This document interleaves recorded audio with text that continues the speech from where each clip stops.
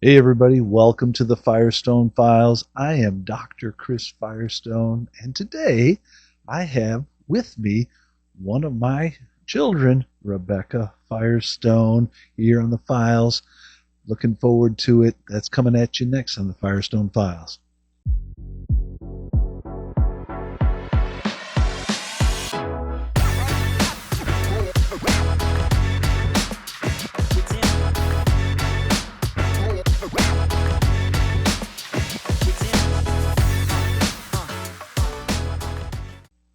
All right, well, we are here in a unique location, actually. I'm able to shoot this only because we are on a Christmas, New Year's family get together. And with me here is Rebekah Firestone. Welcome. Thank you. The people on the Firestone Files will know that you're my youngest daughter, second youngest, I guess, child of five. And what they might not know is that we tried to do this this interview over the summer. Had a few, I don't know if they were technological issues or how would you describe our last attempt at this? Well, it was about somewhere between 90 and 100 degrees in his office space. I don't think we had the AC turned on. We had his big lights shining down on us. We were both just sweating, and yeah, it was not a great situation.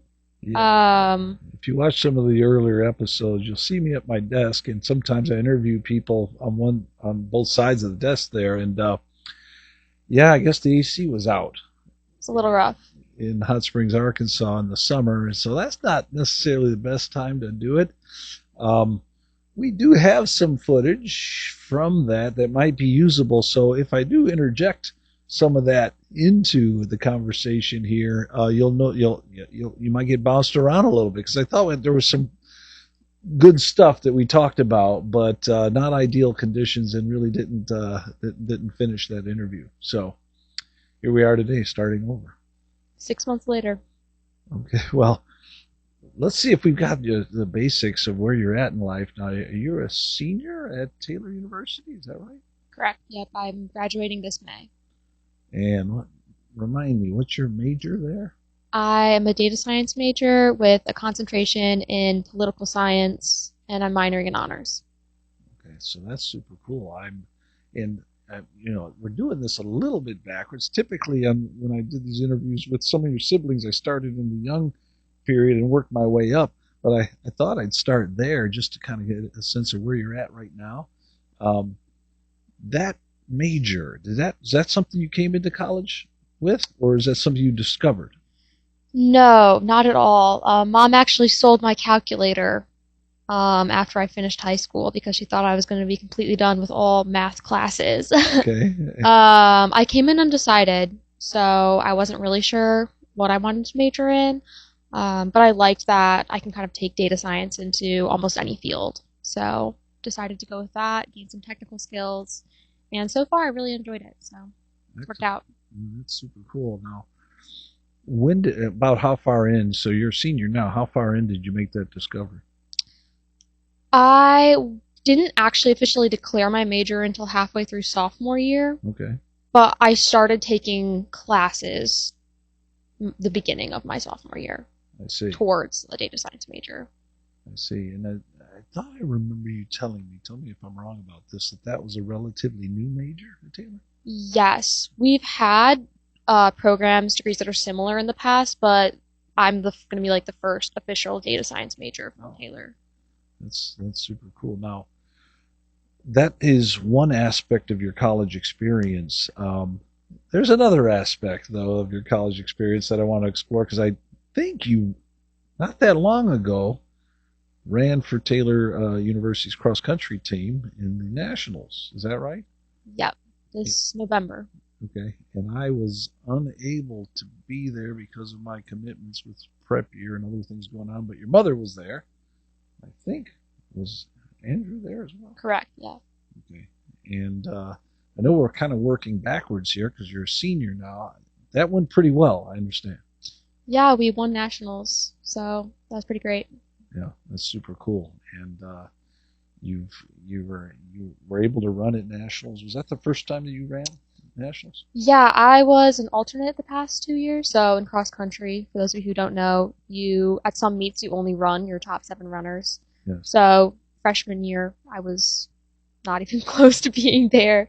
And then the past sophomore and junior year, I was an alternate. And then this year I got to run, which was pretty great just being a senior and being able to end that way. Yeah, that's incredible. I know that. I mean, just running and I mean being an athlete in college is already because at Champion we have athletics as part of our program, but I know what these athletes go through to get where they get, and you jumped in as a freshman, stayed the course, and ended up running for the team in your senior year. That's pretty amazing. So now running, where does that begin for you? I mean, is that you ran in high school? Is that right? Yeah, I mean, I guess it kind of begins all the way back when I was 11 years old or so, 10, 11 years old, running behind the high school with you at the slough, as we call it. I see. And 10, 11, that's back in like middle school, but we didn't go to school. Yeah, homeschooled. Well, I was just kind of tagging along with you, I guess. You would go and do your whole workout thing, and then me, sometimes Andrew, occasionally Emma would join you, and we'd bike over there, do a lap around, running, Yes. and then some push-ups and sit-ups. And so, when did you realize that you loved it, or what did you love about it? I mean, what was it that Well, I attracted think you? when those like younger years, we were just doing it for fun. It was just a fun way. We'd race each other at the end. At some point, you would just take off and be like, "Catch me if you can," and then we'd see who could make it back to our bikes first. I didn't At that point I wasn't even considering like running on a team. It was just something that we did for fitness. Yes. So after those couple years in middle school, those summers, I kind of left running, I guess you could say. I mean, I wasn't really doing that much of it. Um, but I would say that was probably the foundation of like my fitness journey. Okay.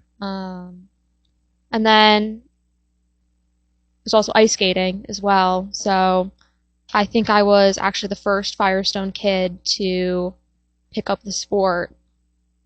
I don't remember if you know how that went down, but I don't remember how you started, but I do remember you being proficient and growing in that sport and going to the rink and picking you up a lot. Mom would be, of course, very much involved with that because she was primary teacher in homeschool.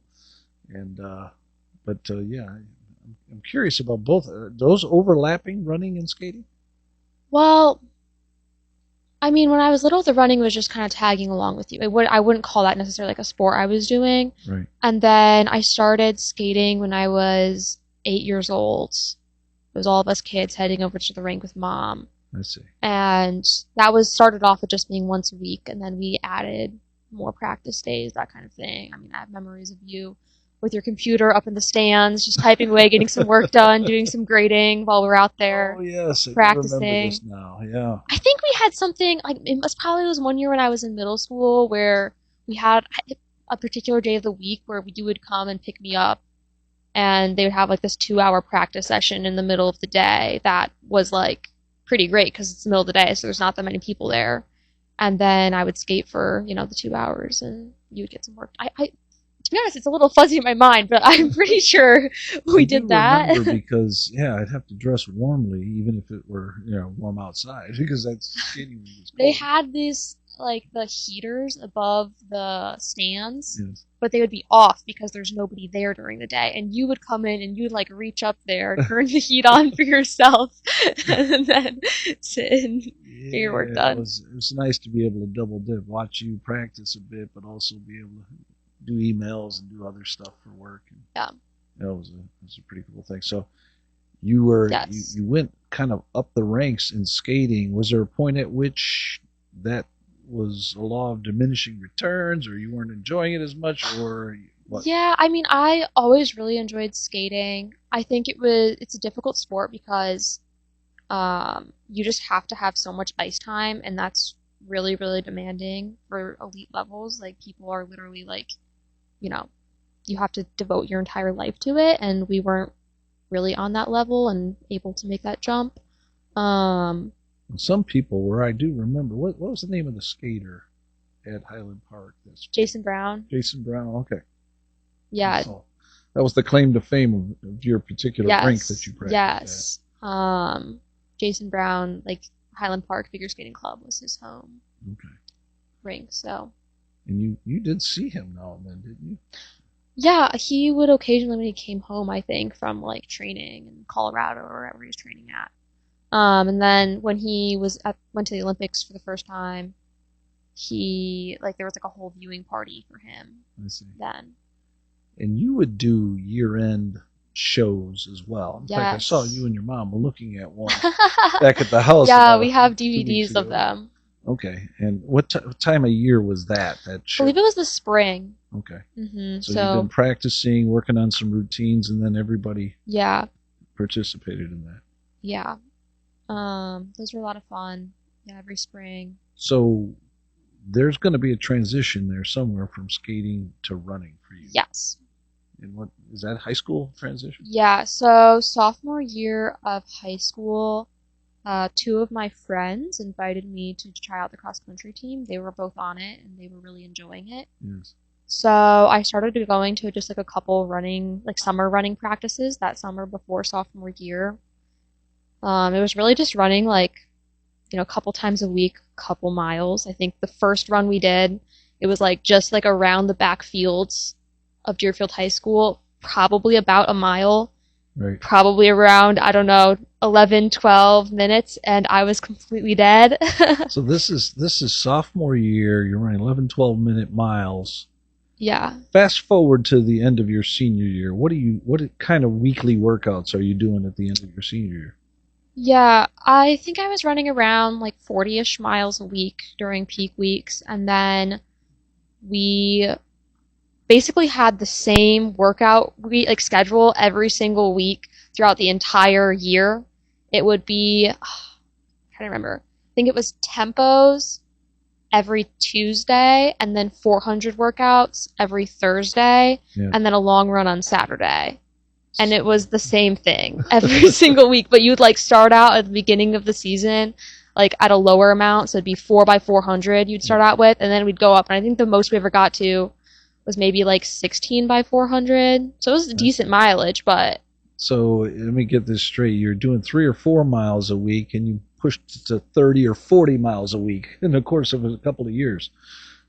Yes. So is that something that you knew you were after, or just sort of like a frog in boiling water, or Well, I you sort think, of fell into it? yeah, I think something that was always hard with skating was just that I wasn't able to progress as quickly as I wanted to, mainly due to the fact that I wasn't skating every single day. Right. And I wasn't taking private lessons multiple times a week like a lot of the other skaters were. Yes. So something that was really nice with running is that I could just go out there and do it, and if I made my training plan and stuck to it, I could improve and get better, and it's literally just, you just need to have running shoes. Yes. And that's it. Like, I mean, now I have a fancier watch, but I didn't get a nicer watch until like my last year in high school.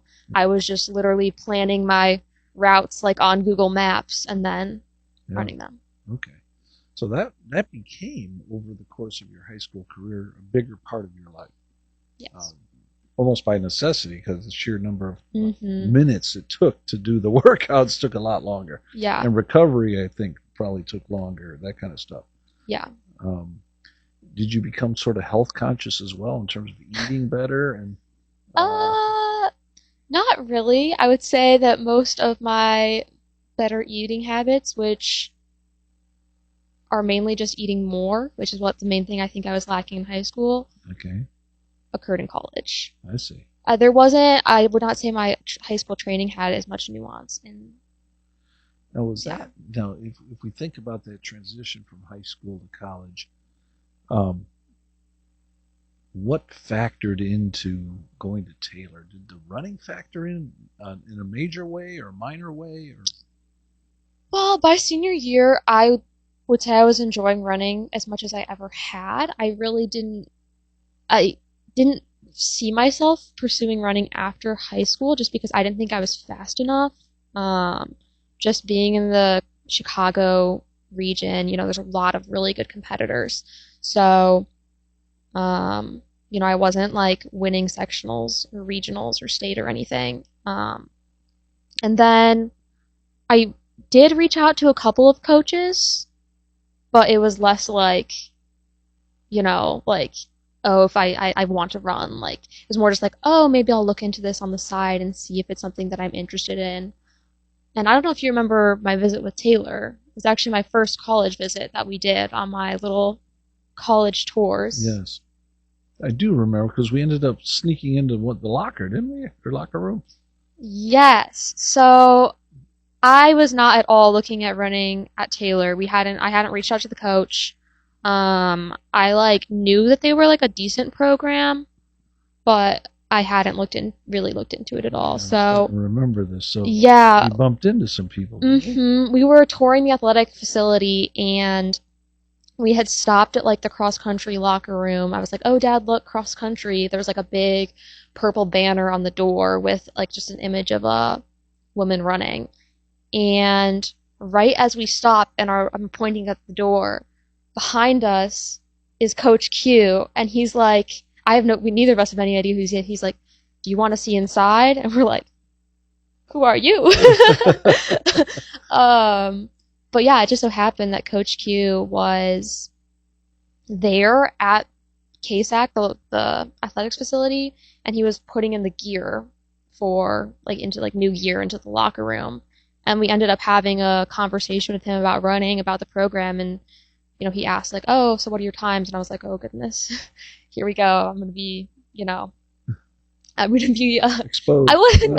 I was. Yeah, that's kind of what was going through my mind. I really wasn't happy with a lot of my times, and so I think I told him my mile time, which at the time was like, I think it was like a 5:42 or something. And he's like, "Well, stay in touch. Tell me what times you run this fall. And there's potential for a spot on the team." So we visited in the summer of your senior year. Going into senior year, right. That summer, yeah. And yeah, now here I am at Taylor. Wow, and that journey there, was there competitors, or was Taylor really like cream rising to the top, sort of obviously for you? Well, I mean, a really big piece of my decision was like the tuition waiver thing that's available through CCU colleges, right. With you working at one. So I got that at, I believe it was Hendrix College or College. That's right, yeah. In Arkansas, and that was a really big contender for me. That's just outside Little Rock, so that would have put Yeah. you within about an hour of Hot Springs, Mm-hmm. which would have been kind of cool because your grandfather was there. Yeah. I think that the difficult piece of that decision is that we weren't able to visit Hendrix, and it was also a college that I had kind of found on my own, and we didn't really have that many connections. Right. So, I mean, I got the full tuition covered there. They also didn't have a great, I think they're D3. They didn't have like a great cross country program, but it was, I don't know. So that was one that we were like, because we didn't have any other offers. We had a deadline. I don't know if you remember this. They gave us a deadline of like, you have to give us the answer by this date. And we were like, okay, if you don't get another offer, I mean, I didn't have money. If I rejected this one, oh yes, there was. Then, I mean, I hadn't heard back from a number of other schools yet, but it was kind of a gamble. Right. So. But it worked out in the end. It worked out because I rejected it, and then Taylor. Taylor was kind of cool because it's a good school. 4 hours, is that right, from Chicagoland? Without traffic. Okay, yeah, 4+ hours from our house in Deerfield before we left for Hot Springs, and yeah, it's sort of on the way to Hot Springs, and so it's on the way to Nashville. It's on the way to Nashville a little bit more, yeah. Yeah, and so anyway, ended up being a pretty good logistical decision as well. We talked a little bit about the life of the mind was your major, life of the body, running, and so forth. Now, you grew up in the Firestone house, and we went to more suburban church and so forth. And where was your friend groups throughout this period? Were they at church? Were they at school? Were they at home primarily? Yeah. I would say church was a big one. I also went to public school in fourth grade. I'm sorry. Met a few friends that way as well. Neighbors. I wouldn't say I was super close with anyone at skating, but I mean, I had people I talked to, friends there. Okay. Um, And just so people know, you of all the Firestones who went through homeschool, K through 8th grade, you're the only one who took a detour into the public school system during Yep. that period, and that was in 4th grade. hmm And so, I don't know, it might be worth you explaining that. How'd that happen? Why did that happen? Well, it was a long time ago, but from my memory, I guess I just really wanted to do something different than my Yeah. siblings. I had read a lot of books about school. I thought it could be fun. Yes. It was novel. It was new. It was Okay. just I really don't know why I was so fixated on going, but I did. I do recall something about your person. Tell me if I'm wrong about this, but doing something that's different from your siblings was kind of a fun idea. Yes, definitely. That was a big motivator. Also, getting out of the house because we were a little bit. Were we in Williams or were we in No, Chapel? we were in We chapel. were in Chapel at that point. That's the Mhm. bigger house, so it wasn't space considerations as much as it was just the experience. I would say most people would say 8 people in one house, even if it's a slightly larger house, is still quite a few people. But Okay. No. I guess that's up to interpretation. I see. I see. So we talked a little bit about the high school. Is there anything else about the? So you're finishing up college now. Um, what's next? In my life, Yeah. after Well, college, yeah. Are you looking at? You're looking at what? Some jobs, internships. well, this is actually a little bit of a rough spot for me right now. All right. You should know this. Yeah, I mean, But you still got a lot of time. You got a whole semester left here. that's true. That's true. Yeah, I mean, I'm looking for a job to work. Not exactly sure what I want to do specifically. I would love to go back to school Okay. potentially. So you're looking at some potential options. I know you're talking about potentially moving to a different city, and looking for opportunities there. But biggest thing right now is just graduate, get done with school. Yep. That'll be a big corner. All right. Well, I have asked all of your other siblings about times earlier. You pretty much grew up in the bigger house, right? In the chapel house. I think I was going into first grade when we moved houses, so I have memories from Williams, but Okay. I'd say the majority of my childhood was at Chapel Court.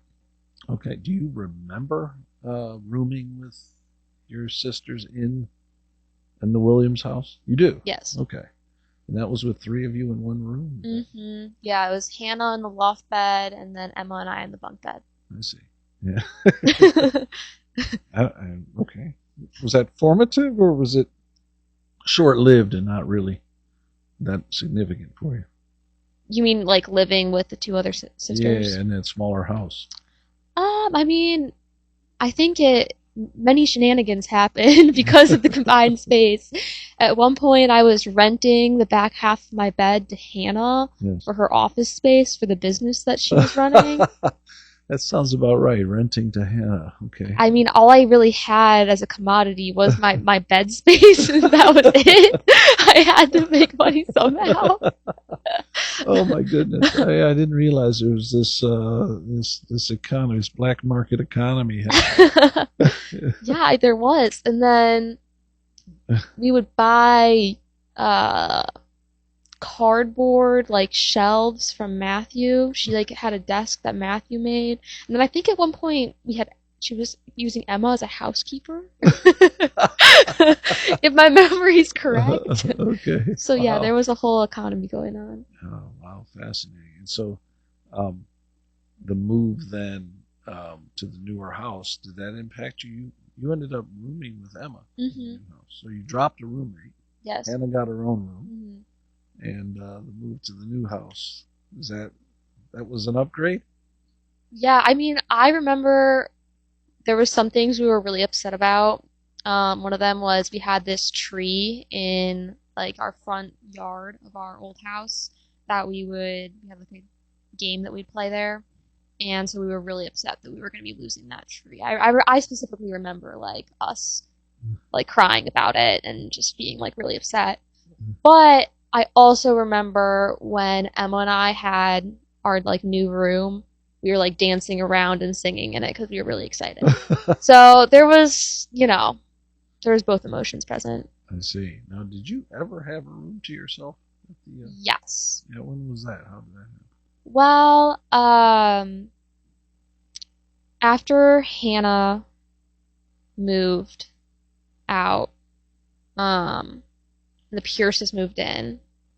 Okay. That meant we were still together. So it was Emma and I in one room, Matthew and Andrew, and then Matthew and Josiah and Cassandra and Alex, and the 4 other rooms upstairs. And then once the Pierces moved out, we were like, oh, we could all 4 of us have our own rooms now. But that did not happen. Emma and I stayed together, and I was very upset about it at the time.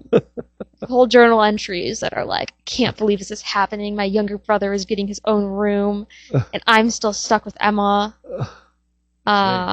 But then after Matthew went to college, I got my own room. So I don't remember when that was. I think it was maybe freshman year of high school. Yes. Here you go. Always some shenanigans at the Firestones. Okay. Oh, not surprisingly, they want the car keys. Anyway, yeah. So we have that going on there now. That period of time from in Williams, what age were you what year in school were you when you went into the chapel house? Going into first grade. First grade, okay. I so believe. It really was. I believe. Your formative for a lot of years there in the chapel house. Okay. Is there I'm trying to do you have memories of good, bad, and indifferent to the homeschooling and all the extra bodies in the house? I mean, what is your memory of that? Were there a lot of kids? A few kids? Yeah. I mean, definitely trade-offs for sure.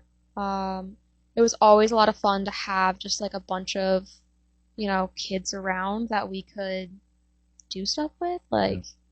I mean, the game possibilities expand when you've got 10 players as opposed to like 2 or 3. So, that was always great. I understood from your mom, as I talked to her about you coming back to homeschool from 4th grade. Yeah. Is it because of the fact that you had some additional bodies in there? Yeah, after 4th grade, mom and you gave me the chance to like kind of like decide if I want to stick going to public school or come back to homeschool. And I think I was leaning towards public school. I had my friends there and I was enjoying certain aspects of it.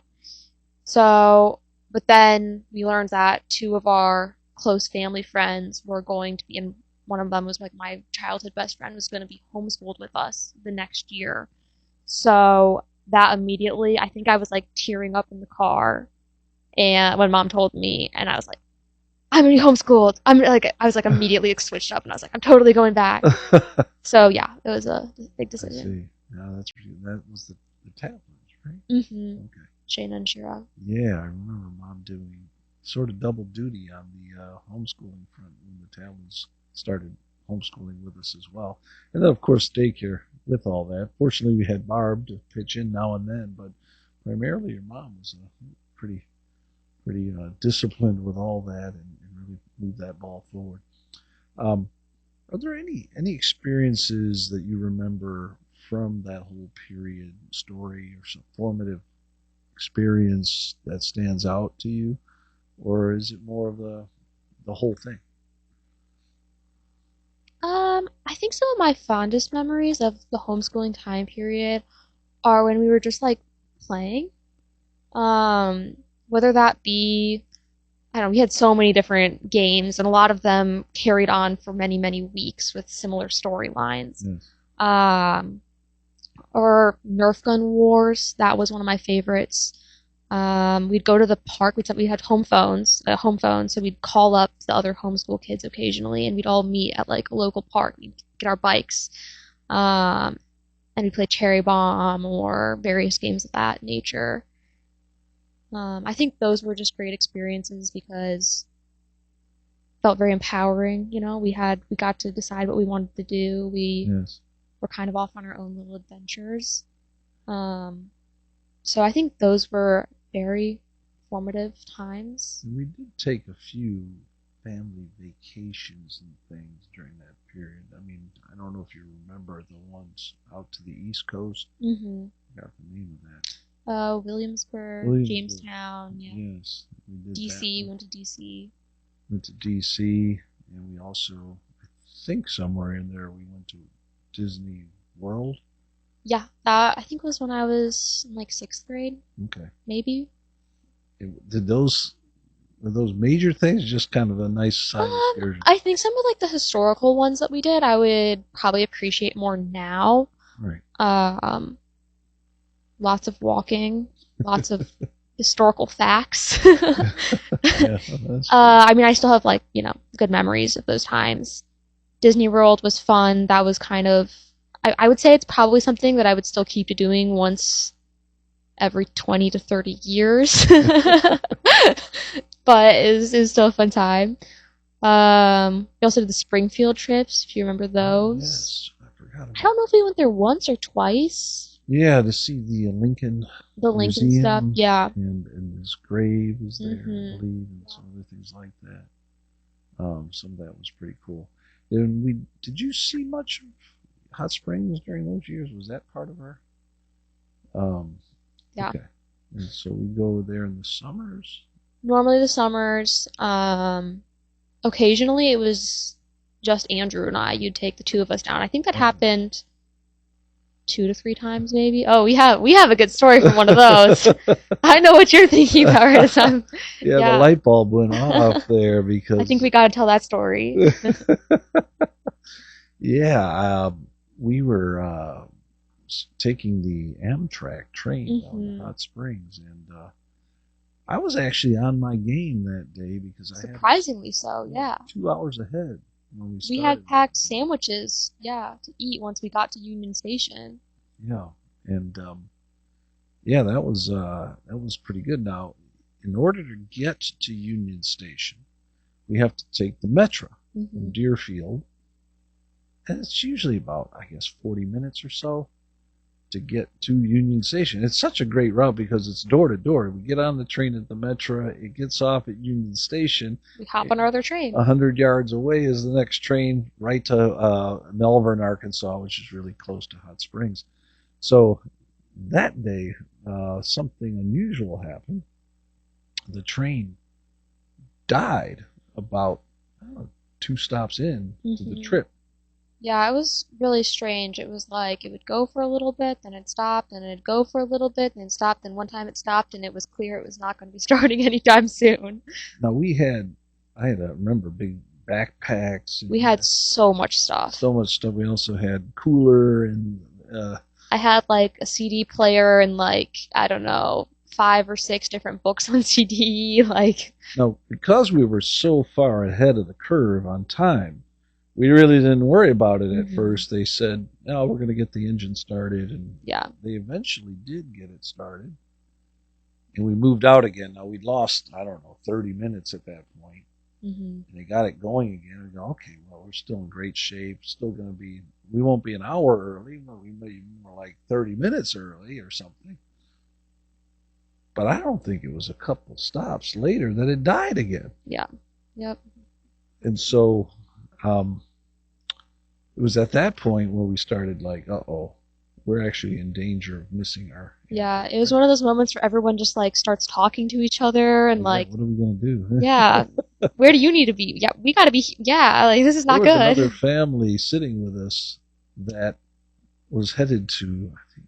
No, it was a group of women, I believe. Okay. You're thinking they were like headed for some exotic Amtrak train. Yeah. Headed to like the Grand Canyon, possibly. That sounds right. Yeah. Something along those lines.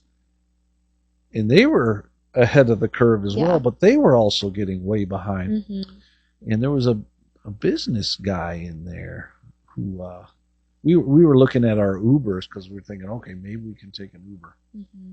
And the Uber was like, okay, if we jumped out of the train now, we'd be 15 minutes early. Maybe we should jump out of the train. But if this train got running again, We'd maybe be we better should off on stay the in train. the train. Yeah.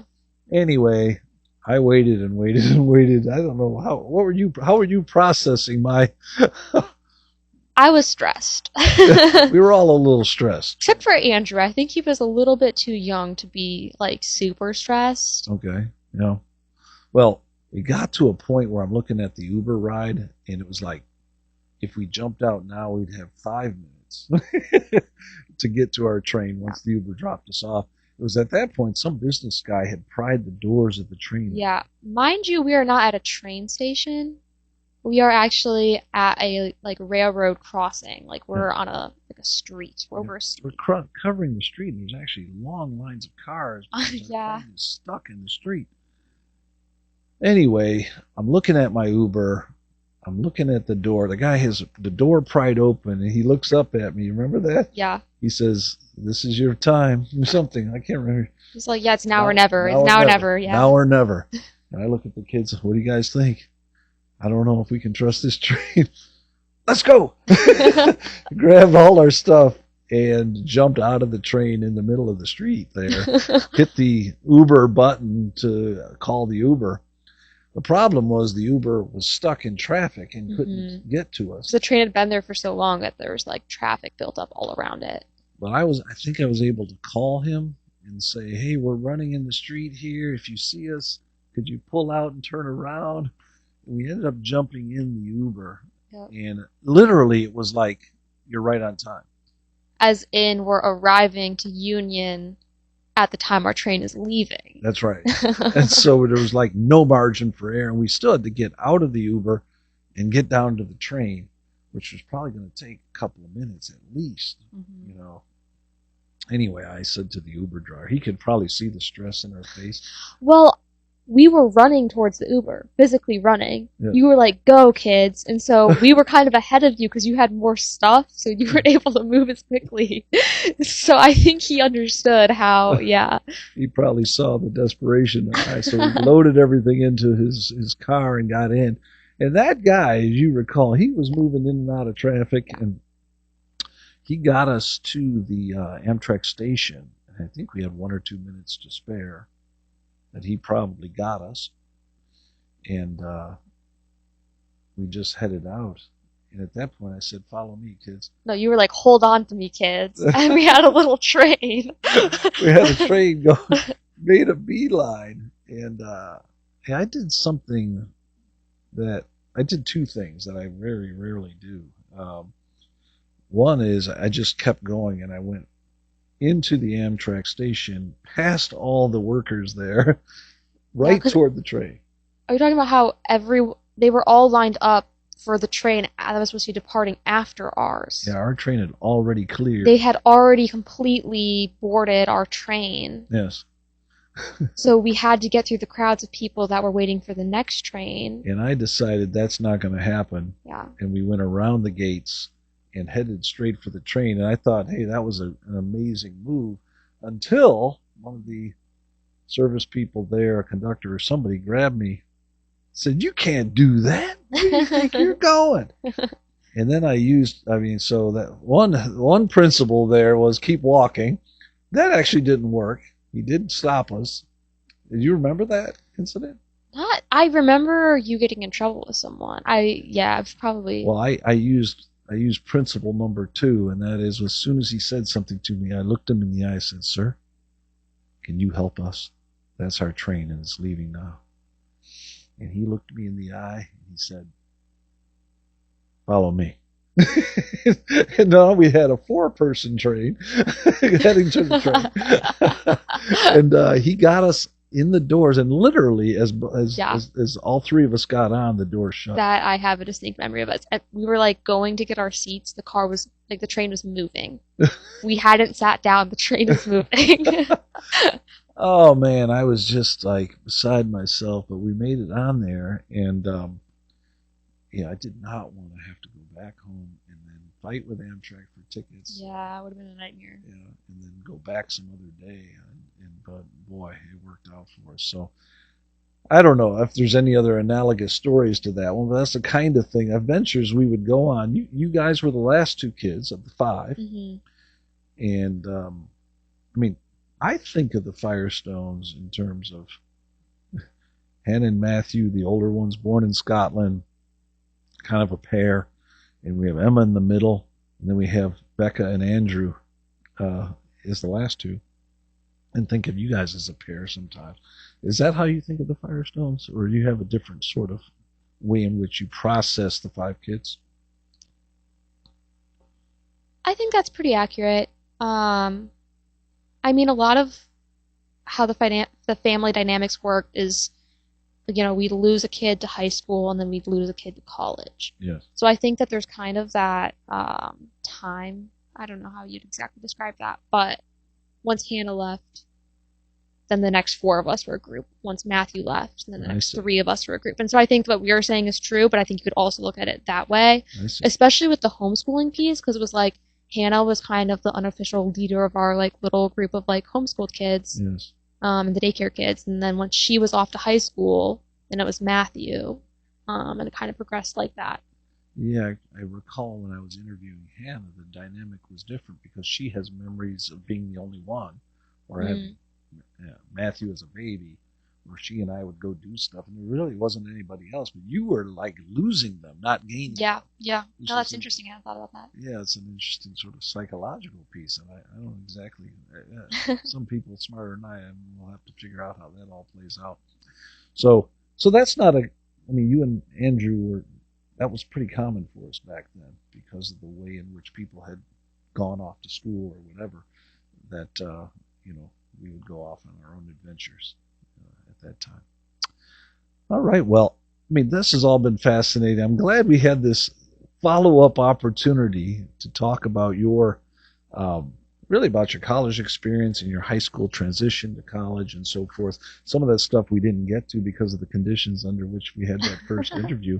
But I don't know how we're going to actually put this sequence together, but I feel pretty good about some of the ground we've covered. And we're in this macro level. I really would love to have you come back on the Firestone Files maybe sometime down the road when we have some new things to talk about and a deeper dive maybe on your vocation or what you're doing at that point in your life. But for now, I really enjoyed this opportunity to talk on this excuse me, on this macro level and similar to your other siblings. And so hopefully future years can kind of compare those and kind of learn insights about the Firestones from all that. So thank you for doing that. I appreciate it. No, thanks for having me. Well, that concludes the interview with Rebekah Firestone here on the Firestone Files. So glad that you were here to listen, and look forward to you joining us next time. So, bye for now. Thanks for stopping by to spend some time with me here on the Firestone Files. I hope today's reflections offered you some new insights and perspective on life. If you enjoyed the episode or found it valuable, I'd appreciate it if you'd take a moment to like, subscribe, and share it with someone you care about. I'd also love to hear your thoughts. What resonated with you? What challenged you? Or what would you like to hear more about in future episodes? Drop a comment below or send in your suggestions to the email in the description. Your input helps shape where we go next. This has been Dr. Chris Firestone. Until next time, keep asking the big questions. And remember, the kingdom journey is always best with your friends. Further up and further in. Bye for now.